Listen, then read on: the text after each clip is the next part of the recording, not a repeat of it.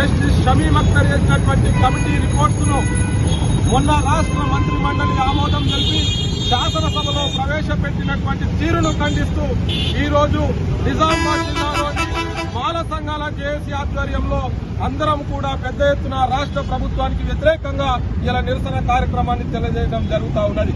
మేము ఈ సందర్భంగా ఈ తెలంగాణ రాష్ట్ర ప్రభుత్వం గౌరవ ముఖ్యమంత్రి రేవంత్ రెడ్డిని అడుగుతా ఉన్నాం. రేవంత్ రెడ్డి గారు, మీరు ఎందుకు ఎస్సీల మధ్య విభజన తీసుకొచ్చేటువంటి విషయాలను మీరు చేస్తా ఉన్నారని చెప్పేసి ఆనాడు 2007లో వేసినటువంటి జస్టిస్ ఉషా మేరా కమిషన్, ఆనాడు ఉన్నటువంటి కాంగ్రెస్ ప్రభుత్వం చేసినటువంటి సిఫార్సుల్లో భాగంగా జస్టిస్ ఉషా మేరా కమిషన్ ఆర్టికల్ 341కి క్లాస్ 3ని చేర్చి రాజ్యాంగ సవరణ చేయాలని చెప్పేసి మరి అప్పుడు చేసినటువంటి దాన్ని పక్కన పెట్టి ఇవాళ నా జిల్లాలో నా రాజకీయ భవిష్యత్తుకు ఇది మాదిగల జిల్లా అని చెప్పేసి నువ్వు ప్రకటించుకున్నావు. నా యొక్క రాజకీయ వారసత్వానికి మాదిగలు వెన్నట్టున్నారని చెప్పేసి నువ్వు ప్రకటించుకున్నావు.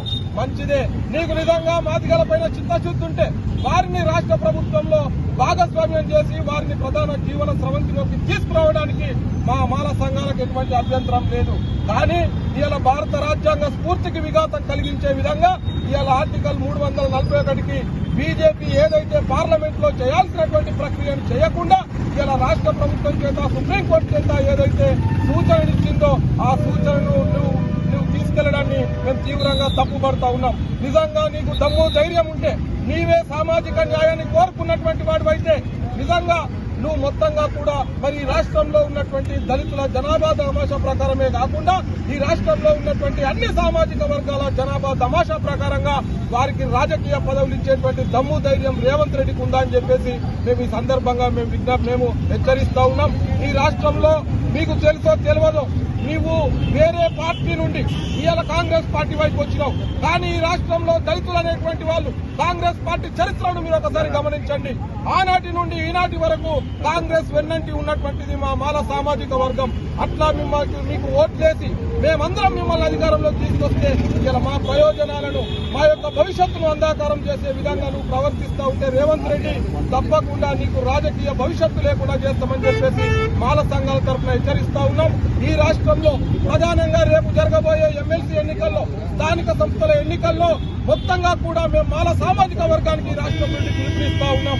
మీరందరూ కూడా మన జాతి ప్రయోజనాలకు విరుద్ధంగా ప్రవర్తిస్తున్నటువంటి రేవంత్ రెడ్డిని, కాంగ్రెస్ పార్టీని ప్రతి మాలవాడల నుండి తరమడానికి సిద్ధంగా ఉండాలని చెప్పి కూడా 2 రోజుల్లో మేమందరం కార్యాచరణ పెట్టుకొని రేవంత్ రెడ్డిని భవిష్యత్తును మొత్తంగా కూడా రాజకీయంగా సమాజ్ చేయడానికి రానున్న 2 నెలల్లో మే మొదటి వారంలో కొడంగల్ వేదికగా 5 లక్షల మంది మాలలతో రేవంత్ రెడ్డికి తగిన గుణపాఠం చెప్పడానికి మాలలమంతా సిద్ధమవుతామని చెప్పేసి విజ్ఞప్తి చేస్తూ ఆయన హెచ్చరికలు జారీ చేస్తా ఉన్నాం. ఈ సందర్భంగా మా మాల సామాజిక వర్గం నుంచి ప్రాతినిధ్యం వహిస్తున్న ఎమ్మెల్యేలారా, మీరంతా కూడా అసెంబ్లీలో ఇలా మాలలకు, మాలల భవిష్యత్తుకు, మాలల అస్తిత్వానికి ఇలా మొత్తం కూడా భంగం వాటిల్లుతున్నప్పుడు మీరు ఎందుకు ఈ రాష్ట్ర ప్రభుత్వాన్ని ప్రశ్నించడం లేదని చెప్పేసి మేమందరం కూడా మిమ్మల్ని సూటిగా ప్రశ్నిస్తున్నాం. ఇలా మాల సామాజిక వర్గం నుంచి మంత్రిగా ఎన్నికైనటువంటి బట్టి విక్రమార్క, నువ్వు కాంగ్రెస్ పార్టీలో నీ 3 తరాల రాజకీయ భవిష్యత్తు ఉండొచ్చు కాక, కానీ నీకు సీటునిచ్చింది కేవలం దళిత కాన్స్టిట్యున్సీలోనే. నీవు దళితుడు అన్న కారణంతోనే నీకు ఇవాళ మొత్తంగా మంత్రి మండలిలో నీకు ఒక ప్రధానమైనటువంటి శాఖను కేటాయిస్తే ఇవాళ నువ్వు మా మాలలకు అన్యాయం జరిగితే నువ్వు సభ నుండి వెళ్లిపోవడము, సభలో మాట్లాడకుండా ఉండడం అనేటువంటిది మా మాల జాతి, మాల ఉపకులాలను మొత్తము కలవరానికి గురి చేస్తుంది. కాబట్టి నువ్వు ఒక అంబేద్కరైటు వాదిగా ఉండి తప్ప నువ్వు మాలల ద్రోహిగా ఉంటే మాత్రం రాబోయే రోజుల్లో నీకు కూడా పూర్తిగా హెచ్చరిస్తా ఉన్నాం. నీకు కూడా రాజకీయ భవిష్యత్తు లేకుండా చేయడానికి మేమందరం కత్తరబద్దలం అవుతామని హెచ్చరిస్తూ తెలియజేస్తా ఉన్నాం. జై భీమ్, జై మాల. నేను తీసుకోలేదు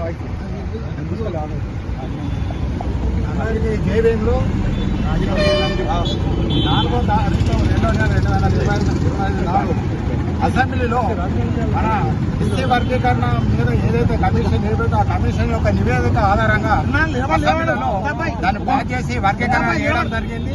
అట్టి వర్గీకరణలో కూడా మాల సామాజిక వర్గంకు మాల ఉపకులాలకు 5% ఇస్తూ మాదిగ మాదిగ ఉపకులాలకు 9% ఇచ్చారు.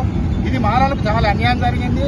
ఆ కమిషన్ ఏకసభ్య కమిషన్ ఏదైతే ఇచ్చిందో వాళ్ళు ఇచ్చిన నివేదిక కంప్లీట్ గా అట్లా ఉన్న జనాభా చూపించిందో ఆ జనాభా కూడా తప్పులు తడకాకుండా అదేవిధంగా నివేదికల అదొక మాదిగా ఉప కులాలకు న్యాయం చేసే విధంగా వాళ్ళకి లబ్ధి పొందే విధంగానే ఉన్నా తప్ప మిగతా కులాలను ఎక్కడ కూడా పట్టించుకుంటలేదు. ఆ కమిషన్ కూడా ఎక్కడ ఏ ఊళ్ళలో పోలేదు. ఎవరు కూడా మాది ఇళ్ళ కానీ ఇతర మానవ ఇళ్ళ కూడా ఎక్కడ కూడా విజిట్ చేయలేదు. అక్కడ ఉన్న వాళ్ళ యొక్క స్థితిగతులను కూడా ఎక్కడ కూడా వాళ్ళు తెలుసుకోలేదు. వాళ్ళు అదేవిధంగా 33 జిల్లాల్లో తిరగకుండా ఓన్లీ 10 జిల్లాలోనే తిరగడం ద్వారా ఇంకా ఎక్కువ మందిని కూడా వాళ్ళు పరిగణలోకి తీసుకున్నారు. కాబట్టి అదేవిధంగా 1997 సంవత్సరంలో మాలలకు 6% రిజర్వేషన్ ఇచ్చిండ్రు. ఇప్పుడు 5% రిజర్వేషన్. అప్పటికిప్పటికి జనాభా పెరుగుతుంది తప్ప జనాభా తరగదు. మరి తరిగినప్పుడు మరి ఆ విధంగా పెరిగిన దానికి అనుగుణంగా ఇంకా 1%, 2% పెంచేదని పోయి శాతం తగ్గించారు. ఇది మాలలకు చాలా అన్యాయం జరిగింది. దీన్ని మేము మాలలందరం మన తెలంగాణ రాష్ట్రంలో కూడా ఉన్న మాలలందరం దీన్ని ముక్తకంఠంగా ఖండిస్తున్నాము.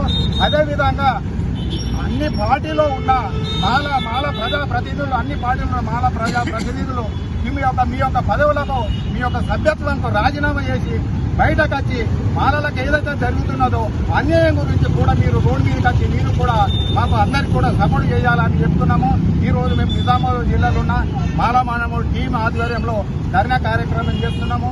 ఇటు ధర్నా కార్యక్రమానికి వచ్చిన ప్రతి ఒక్క సభ్యులకు కూడా అందరికీ కూడా జేబీఎంలో ధన్యవాదాలు తెలియజేస్తున్నాం.